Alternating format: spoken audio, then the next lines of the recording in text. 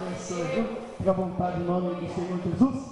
Vamos receber o servo do Senhor aplaudindo ao Rei dos Reis e Senhor dos Senhores, igreja. Aplauda Jesus pela vida do homem de Deus que vai estar pregando a palavra do Senhor. A paz, queridos. Amém? Motivo de muita alegria estar aqui pela primeira vez nesta noite, para juntos adorarmos, enaltecermos, glorificarmos o nome daquele que vive e reina para todo sempre, o nome daquele que tem uma vitória para ti nesta noite, o nome do Senhor Jesus. Amém? Eu convido você rapidamente a pegar a sua Bíblia comigo e abra no Novo Testamento o Evangelho de Jesus Cristo, porque os Evangelhos são do Senhor Jesus.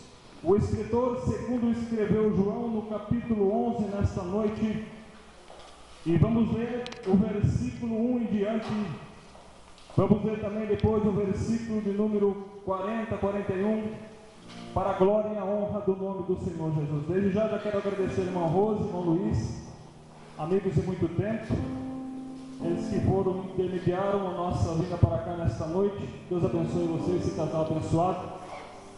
Para mim é um motivo de alegria estar aqui nessa noite poderosamente e como profeta de Deus para profetizar na tua vida nesta noite.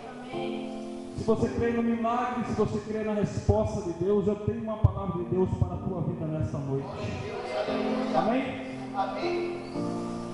Capítulo de número 11 do Evangelho de Jesus Cristo, segundo escreveu João, versículo 1, diz assim a palavra do Senhor. Estava enfermo Lázaro de Betânia, da aldeia de Maria e Marta, sua irmã.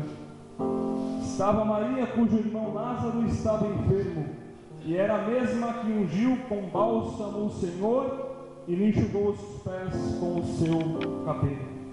Mandaram, pois, as irmãs de Lázaro dizer a Jesus: Senhor, está enfermo aquele quem amas. Versículo 24 diz assim: Eu sei, replicou Marta, que ele há de ressurgir na ressurreição do último dia. Capítulo número 40. Respondeu Jesus: Não te disse eu, se creres, verás a glória de Deus. E você diz amém. Amém. Pode se sentar, por gentileza.